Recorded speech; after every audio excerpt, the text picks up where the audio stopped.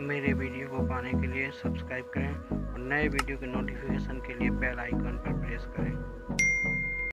हाय दोस्तों, नमस्कार। मैं आपको आज अल्फ़ाबेट पढ़ाऊँगा।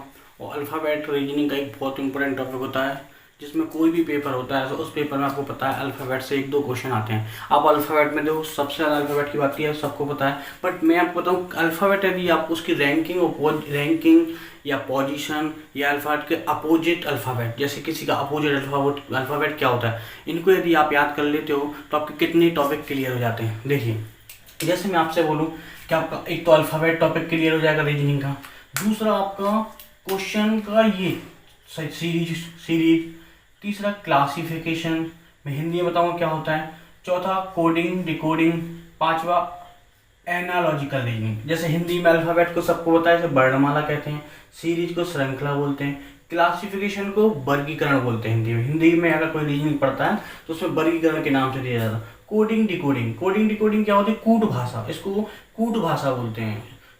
कुछ होता है, मैं अभी बताऊंगा। एनालॉजिकल, सादृश्य वैल्यूज या सादृश्य संख्या। तो इसमें एक और होता है, इसमें एक और आता है 6 नंबर पे, अगर एक और इसका टॉपिक बोला है तो रैंकिंग, जो कि इंपॉर्टेंट क्वेश्चन है। रैंकिंग, ये इतने रैंकिंग जो होता है ये, तो इतने टॉपिक आप यदि आप अल्फ़ाबेट पढ़ लेते हो और अल्फ़ाबेट को अच्छे से याद कर लेते हो। अल्फ़ाबेट सबको पता है 26 होते हैं, बट ये याद करना टफ होते हैं। जैसे मैं आपको क्वेश्चन बताऊं कैसे। यदि आप अल्फ़ाबेट की, जैसे ये A to Z अल्फ़ाबेट है, इनको यदि आप याद कर लेते हो तो आपके बहुत सारे क्वेश्चन आसानी से बन जाएंगे, वो ईजिली बन जाएंगे। देखो, मैं आपको बताता हूँ कैसे ईजिली बन जाएंगे। बहुत ईजी टॉपिक है, बस हमें सबसे पहले क्या करना है, इन अल्फ़ाबेट को याद करना है। लेकिन वीडियो शुरू करने से पहले आपको क्या करना है, सब्सक्राइब करना है, कमेंट करना है और लाइक करना है, और अपने दोस्तों को शेयर करना है। क्योंकि यदि आप कमेंट करते हो, शेयर करते हो, सब्सक्राइब करते हो तो मुझे अच्छा लगेगा और मैं ज़्यादा से ज़्यादा वीडियो बनाने की कोशिश करूंगा और नए नए तरीके लाऊंगा। तो इनको करने के लिए मैं आपको बहुत अच्छे और नए तरीके बता रहा हूँ। आपने अभी तक याद जैसे भी किए हो, पर आज मैं जैसे याद करवाऊंगा वो बहुत अच्छे तरीके हैं। आप उसको बहुत बहुत ईजिली तरीके से इसकी पोजीशन, अपोजिट अल्फ़ाबेट याद कर लोगे। तो सबसे पहले मैं आपको बताता हूँ कि अंग्रेजी के जो अल्फ़ाबेट होते हैं उनको 2 पार्ट में बांटा गया है। अभी शायद आपको पता होगा या नहीं होगा, लेकिन अंग्रेजी के जो अल्फ़ाबेट होते हैं उसको 2 पार्ट में बांटा गया है। जैसे 13 और 30 में 13, टोटल 26 होते हैं, 13। जैसे मैं आपको बता रहा हूँ, ए से लेकर एम तक, ए से लेकर एम तक ये 13 या 13। ए से लेकर एम तक जो 13 है, इसको बोलते हैं फर्स्ट स्टेप, या हिंदी में इसको बोलते हैं पूर्वार्ध। तो देखो, पहले स्टेप ए से एम तक बांटा गया है। ये आपको रीजनिंग की किसी बुक में मिल जाएगा, यदि आप अल्फाबेट पढ़ोगे तो उसमें मिल जाएगा कैसे बांटा गया है। तो ये पहले ए से एम तक पहला पार्ट, और एन से जेड तक दूसरा पार्ट, तो इसको बोलते हैं उत्तरार्ध या सेकेंड स्टेप। इंग्लिश में इसको सेकेंड स्टेप बोलते हैं और इसको फर्स्ट स्टेप बोलते हैं। इंग्लिश इसको हिंदी में पूर्वार्ध बोलते हैं और इसको उत्तरार्ध बोलते हैं। बाकायदा आपको क्वेश्चन में लिखा आएगा, रैंकिंग के जब क्वेश्चन करोगे तो उसमें लिखा हुआ आएगा कि पूर्वार्ध का उल्टा करने पर या उत्तरार्ध का उल्टा करने पर। तो कई बच्चे कंफ्यूज हो जाते हैं कि पूर्वार्ध उत्तरार्ध क्या होता है, या फर्स्ट स्टेप और सेकंड स्टेप क्या होता है। तो मैं आपको बता दूंगा, कुछ नहीं है। पहले जो 13 होते हैं उसको पूर्वार्ध या फर्स्ट स्टेप बोलते हैं, दूसरे जो 13 होते हैं उसको उत्तरार्ध या सेकंड स्टेप बोलते हैं। और ये कोई अलग से नहीं है, एक दूसरे के अपोजिट है। कैसे? पहले ए से एम तक जो है और एन से जेड तक है। अगर देखा जाए तो एक दूसरे के अपोजिट आएंगे। अभी मैं बताऊंगा कैसे, ठीक है ना। सबसे पहले अपन याद करते हैं पोजीशन, अल्फाबेट की पोजीशन कैसे याद करना है। ये तो सबको पता है क्या, अल्फाबेट जो ए से जेड तक होते हैं ये 26 होते हैं। ऐसा कोई बहुत ही कम, ऐसे 99.99 ऐसे बहुत ही कम बच्चे होंगे जिनको ए से जेड तक का अल्फाबेट याद नहीं होगा। लेकिन 80% बच्चे ऐसे होंगे जिनको इनकी पोजीशन याद नहीं होगी। पोजीशन मतलब लेफ्ट से और राइट से। अब लेफ्ट और राइट का मतलब होता है जिस साइड से हम लिखते हैं ये होता है लेफ्ट। हमेशा हमें याद रखना, हम लेफ्ट टू राइट लिखते हैं। हिंदी इंग्लिश हो गई लेफ्ट टू राइट लिखते हैं, और उर्दू राइट टू लेफ्ट लिखते हैं। तो ये लेफ्ट हो गया हमारे रीजनिंग का, और ये जो जेड है यहां से हम राइट है। तो याद रखना, इंग्लिश जो इंग्लिश अल्फाबेट होता है उसका। ये राइट है, तो हमेशा रखना हम लेफ्ट टू राइट लिखते हैं। लेकिन आपसे कोई जैसे पूछ लेता है, ये थोड़ा टफ क्वेश्चन हो जाता है, जैसे कोई आपसे पूछ लेता है कि लेफ्ट से एल का कौन सा नंबर आता है। यदि हम यहां से काउंट करेंगे तो लेफ्ट से एल का कौन सा नंबर आता है, तो आप ऐसे याद करोगे, याद होगा तो ठीक है, आपको पता है। लेकिन यदि आपको याद नहीं तो कैसे, मुझे जैसे याद है तो मैं बोल दूं 12, लेकिन आप कैसे याद रखोगे, 1 2 3 4 5 6 7 8 9 10 11 12, लेकिन आपको याद नहीं तो आप ऐसे बार बार काउंट थोड़ी नहीं करोगे। ये तो चलो मैंने लेफ्ट से बोल दिया, अगर मैंने राइट से बोल दिया तो कैसे याद करोगे? याद तो आपको होना चाहिए, या फिर तुरंत लिखोगे तो आपका टाइम चला जाएगा। क्योंकि रीजनिंग का कोई भी क्वेश्चन सॉल्व करने के लिए आपको मुश्किल से 10 सेकंड में ही करना है, क्योंकि रीजनिंग से आपको टाइम बचाना है। रीजनिंग एक ऐसा सब्जेक्ट है जिससे आप टाइम बचा के मैथ्स में, इंग्लिश में, या जो आपका सब्जेक्ट वीक है उसमें आप टाइम दे सकते हो। तो देखो कैसे, कुछ नहीं है, इसको मैं बताऊंगा। अगर ये लेफ्ट से एक साइड से कोई से याद कर लेना, चाहे लेफ्ट से याद कर लेना चाहे राइट से, यदि आपने एक साइड से किसी की रैंक याद कर ली तो दूसरे साइड से आपको आराम से याद हो जाएगी, या निकाल लोगे। मैं आपको बता रहा हूं कैसे याद करने का तरीका। जैसे मुझे याद है, मुझे कोई बोले कि लेफ्ट से क्यू का कौन सा नंबर है या पी का कौन सा नंबर है, तो मैं बता सकता हूं लेफ्ट से क्यू का या पी का नंबर। जैसे कोई भी व्यक्ति अगर मुझसे पूछेगा तो क्यू का तो मैं बता दूंगा 17 है, कोई मुझसे पूछेगा टी का 20 है, कोई मुझसे पूछेगा डब्ल्यू का 23 है, जैसे कोई मुझसे बोलेगा जे का 10 है, मैं लेफ्ट से टोटल बताऊं। जैसे एच का 8 है, ओ का 15 है, आर का 18 है। मुझे याद है, याद नहीं है, मुझे इसका तरीका पता है। याद कर लोगे भूल जाओगे, आप जितनी बार याद करोगे कुछ समय बाद 1-1.5 महीने बाद इसकी पोजीशन भूल जाओगे, लेकिन आज जो मैं तरीका बताऊंगा उसके बाद आप कभी नहीं भूलोगे, ये मेरी गारंटी है। तो कैसे, बहुत ईजी है।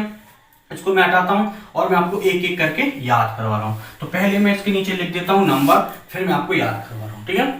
जैसे मैंने लिख दिया 1 2 3 4 5 6 7 8 9 10 11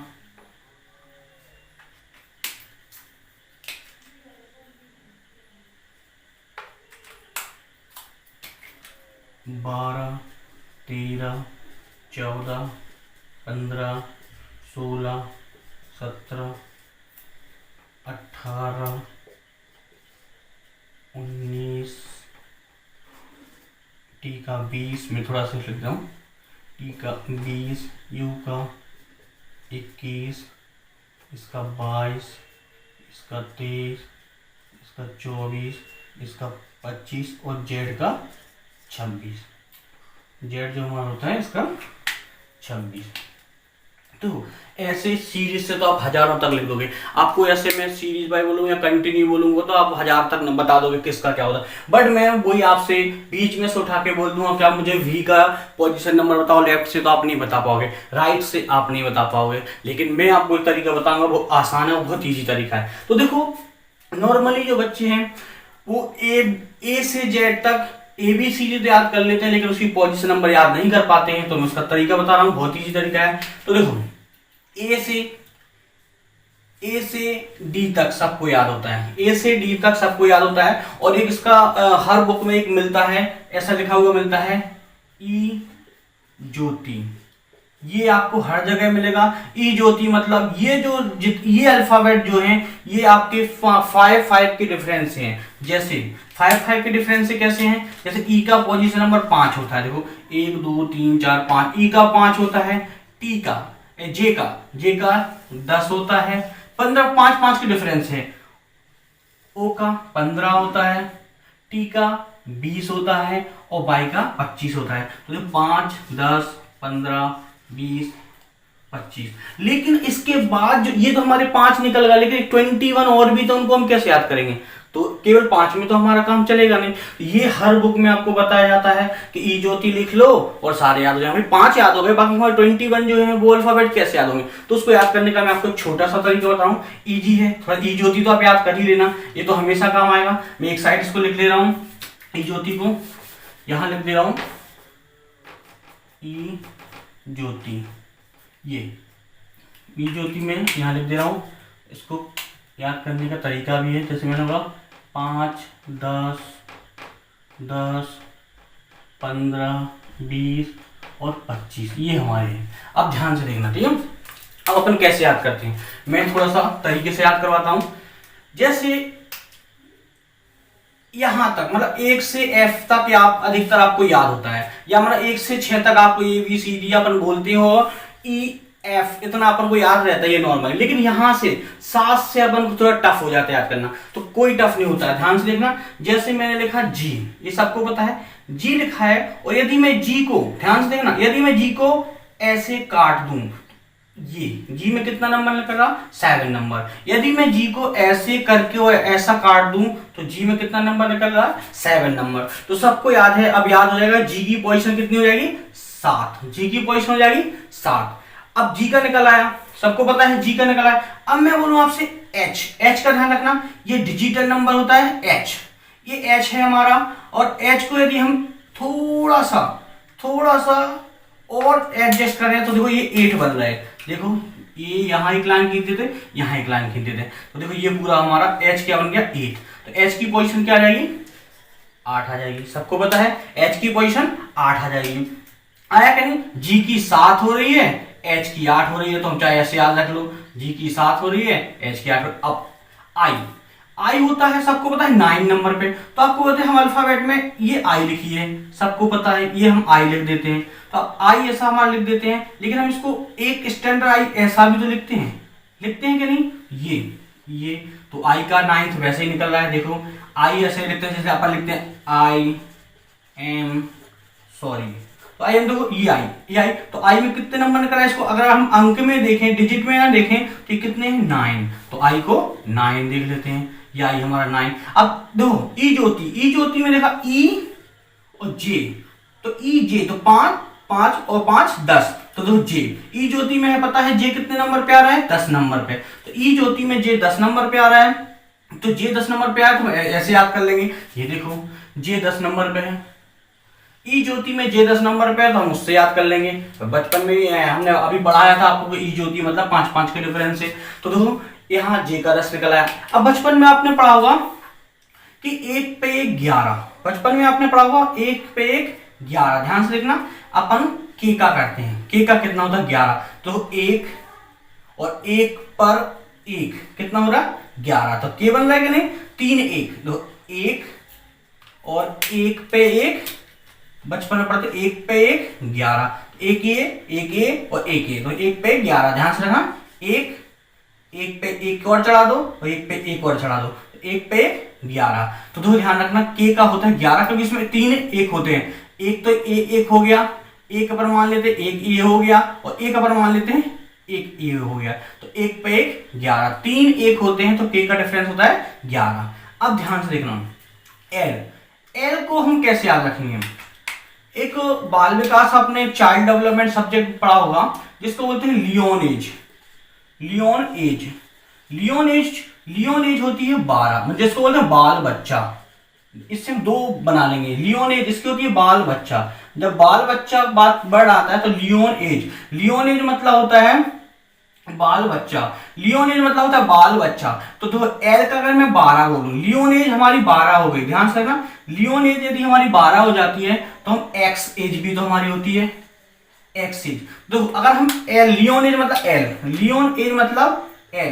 लियोन एज हमारी 12 होती है, तो एक्स एज कितनी होती है, तो एल 12 होता है, तो एक्स हमारा होता है 24। एक्स का याद रखना है, एक्स एज। लियोन एज अगर हमारी 12 होती है तो एक्स एज कितनी होती है, 24। तो एल का 12 होता है, तो एक्स का उसका अपोजिट होता है 24। तो लियोन एज 12 लिख दिया हमने, एक्स एज कितनी लिख दी, 24। तो इतना याद रखना है, अगर हमें एल का पता है तो x age, L Leon age का पता है, मतलब बाल बच्चे की एज पता है, तो हमें एक्स एज भी पता होना चाहिए, तो 24 होती है। थोड़ा ध्यान से देखना, यहां तक का आपको याद हो जाएगा। और नेक्स्ट देखते हैं अपन।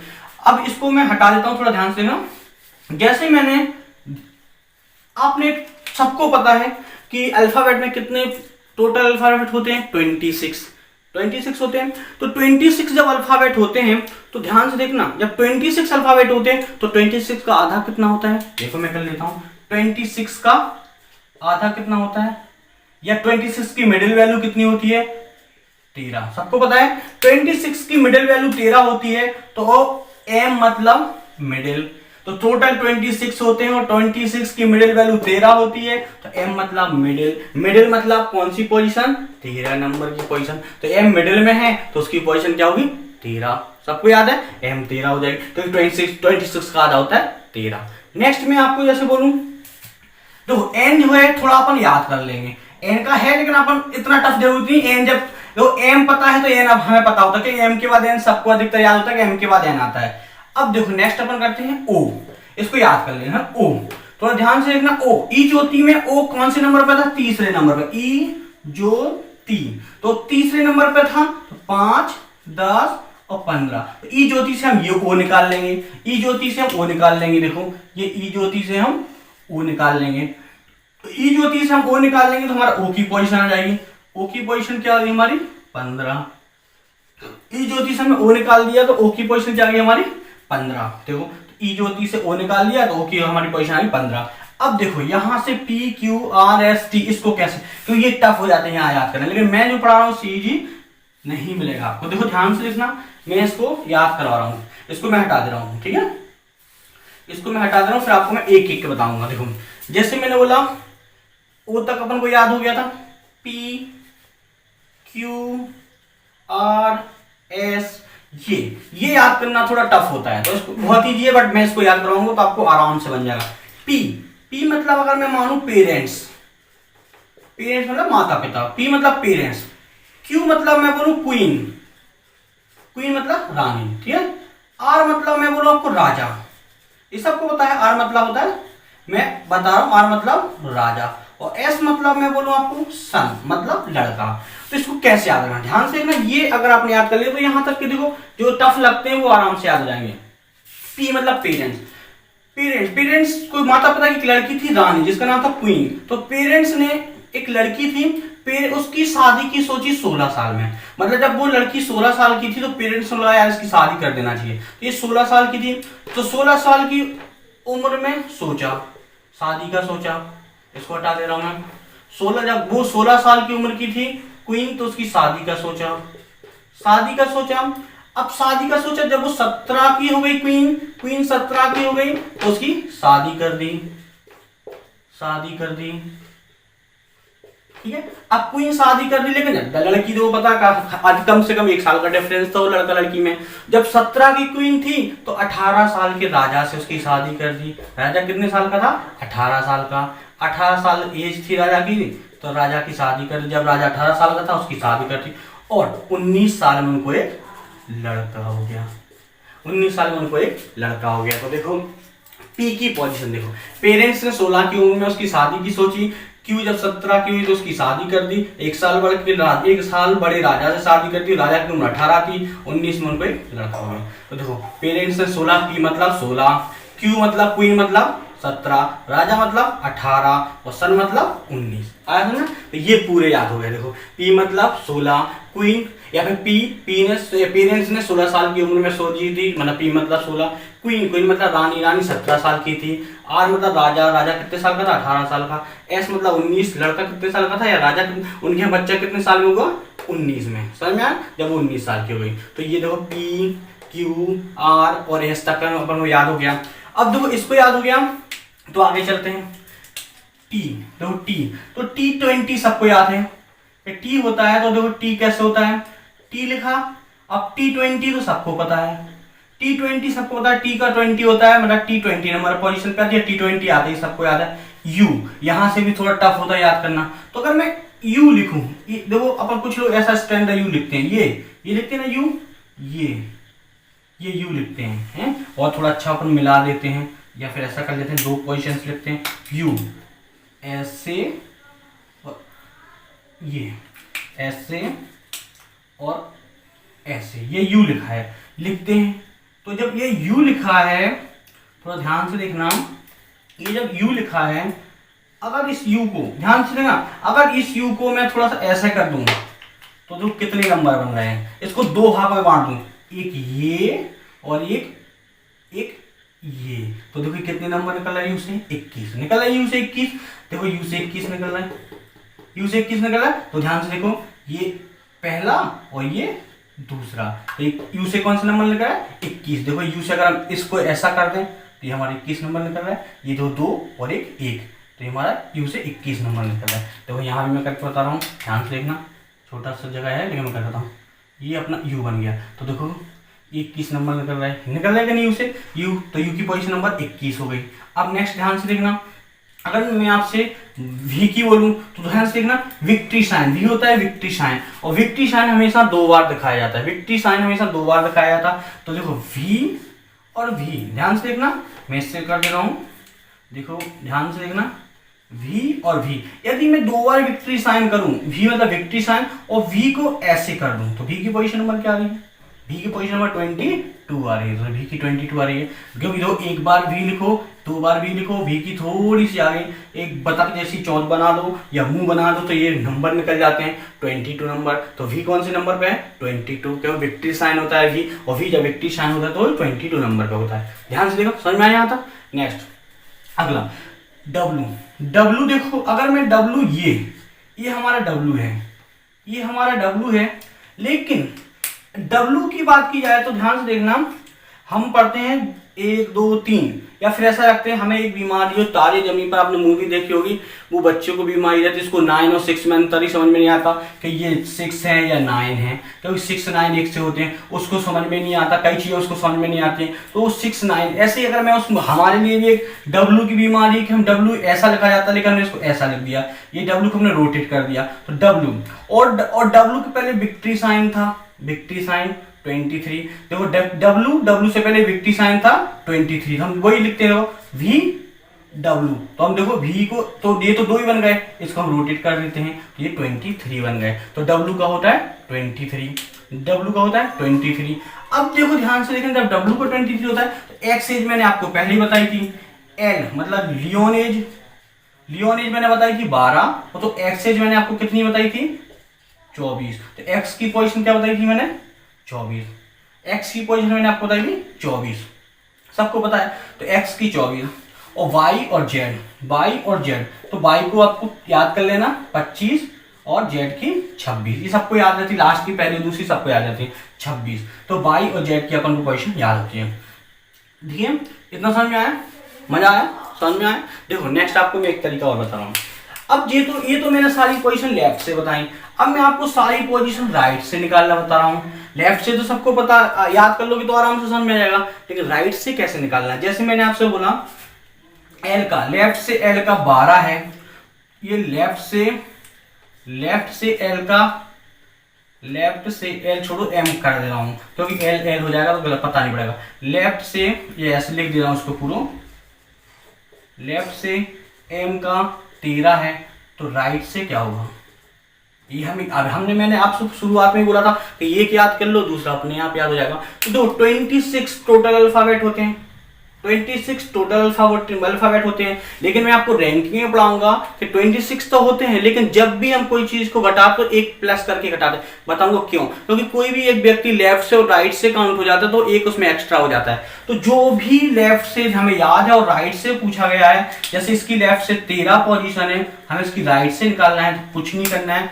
बस एक फिक्स नंबर याद रखो, 27 में से वो लेफ्ट वाली पोजीशन घटा देना है, तो ये राइट वाली पोजीशन। तो 17 में से 13 गए, कितने बचे 14, एक बार आप निकाल लो चाहो तो 14, 7 में से 3 गए 4 बचे, और 2 में से 3 14। तो देखो ये लेफ्ट से हो गई एम की पोजीशन, और ये राइट से हो गई एम की पोजीशन। अब किसी की भी निकाल लो, तो ये लेफ्ट से और राइट से एक याद कर लो, दूसरा अपने आप निकल जाएगा। देखो जैसे नेक्स्ट आप याद करके देख लेना, मैं या काउंट करके बताऊं, क्या काउंट करके बता दे रहा हूँ। देखो जेड 1 2 3 5 6 7 8 10 11 12 13 14 निकल रही कि नहीं 14। जैसे नेक्स्ट अपन कर लेते हैं एम की हो गई, नेक्स्ट अपन निकाल लेते हैं ओ की। ओ की लेफ्ट से सबको पता है, अभी तक मैंने याद कराया था, ओ का 15, ई ज्योति में दूसरे नंबर पे है, तो ओ का 15, तो ओ का 15 है लेफ्ट से ओ का 15 है, तो राइट से ओ का क्या होगा, तो अपन क्या करना है 27 माइनस 15, जो घटा उसको कितना हो रहा है, 7 में से 5 गया 2 बचा, 2 में से 1 गया 1 बचा, काउंट करके देख लेते हैं, तो राइट से निकला है। तो 27 में से लेफ्ट की कोई भी पोजीशन घटाना है, आपका आंसर आ जाएगा। देखो अगर इसको जोड़ते हैं, जेड यहाँ लिखा था, तो 1 2 3 4 5 6 8 9 10 11 12 आगे, तो एक आपको याद रखना है, ध्यान रखना, अगर आपको कोई भी उल्टी पोजीशन निकालना है तो ऐसे कर लेना 27 माइनस राइट साइड, तो आपको आज मिल जाएगी लेफ्ट साइड मिल जाएगी आपको। और अगर आप करोगे 27 माइनस लेफ्ट साइड पोजीशन याद रखना, ठीक है, तो आपको मिल जाएगी राइट साइड पोजीशन। अगर आपको लेफ्ट पता है तो राइट, आपको यदि लेफ्ट पता है तो राइट निकाल लोगे, और राइट पता है तो आपको लेफ्ट निकाल लोगे। तो राइट पता है तो लेफ्ट निकाल लोगे, लेफ्ट पता है तो राइट निकाल लोगे, आराम से निकल जाएगी। देखो इतना समझ में आया, कोई डाउट यहाँ तक? अब इससे आपके इतने टाइप के क्वेश्चन हो जाएंगे। देखो अल्फाबेट मतलब वर्णमाला, सीरीज श्रृंखला, क्लासिफिकेशन मतलब वर्गीकरण, कोडिंग डिकोडिंग सबको पता है, इसको कूट भाषा बोलते हैं। एनालॉजी ये पहला ही चैप्टर होता है रीजनिंग का, कोई भी रीजनिंग की वो उठा लो, ये पहला चैप्टर होता है। एनालॉजी टेस्ट, सादृश्य संख्या या वैल्यू। नेक्स्ट रैंकिंग, ये रैंकिंग में बहुत ज्यादा आपको ये वाले तरीके से आप यदि रैंकिंग के कोई भी क्वेश्चन करते हो तो बहुत आसान हो जाता है और टाइम बच जाता है। शुरुआत में आपको टफ लगेगा क्योंकि आपको ये नंबर याद नहीं, लेकिन बाद में यदि आपको ये नंबर याद हो जाते हैं तो मैं गारंटी दे रहा हूँ कोई भी क्वेश्चन करने आपको बहुत आसान होगा। तो इस टाइप क्वेश्चन याद आया, जैसे देखो मैं आपसे बोलूं ये सब मिटा दिए मैंने, ठीक है, ये मैंने सब मिटा दिए। अब कोई आपसे पूछता है क्या मुझे m का नंबर बताओ, तो आप m का, अब आप बोलोगे लेफ्ट से कि राइट से, तो आपको लेफ्ट से यदि पता है 13 तो राइट से आप घर पे करके देखना, ये मैं आपको घर पे करके देखना। यदि किसी ने आपसे पूछा है कि g का लेफ्ट से नंबर बताओ, तो लेफ्ट से हमें g का पता है 7, तो राइट से आप घर पे निकाल के देखना, या आप घर पे निकाल के देखना। नेक्स्ट जैसे मैं आपसे बोलूं क्या मुझे s का बताओ, तो हमें लेफ्ट से s का पता है, s का हमें लेफ्ट से पता है, लेफ्ट से s का कितना होता है, सन कितने में हुआ था 19 में, तो राइट से ये आप घर पे निकाल के देखना। ये क्वेश्चन आप घर पे निकाल के देखना यदि आपसे बनते हैं। इसके मैं अभी क्वेश्चन और सॉल्व करवा दे रहा हूँ, अच्छा लगा हो तो इसको सब्सक्राइब करें, शेयर करें, कमेंट करें और अपने दोस्तों को बताएं कि कैसा लगा। अच्छा लगा तो उनको भी साथ में दिखाएं और उनको भी सब्सक्राइब करने को बोलें। थैंक यू, समझ में आया तो थैंक यू।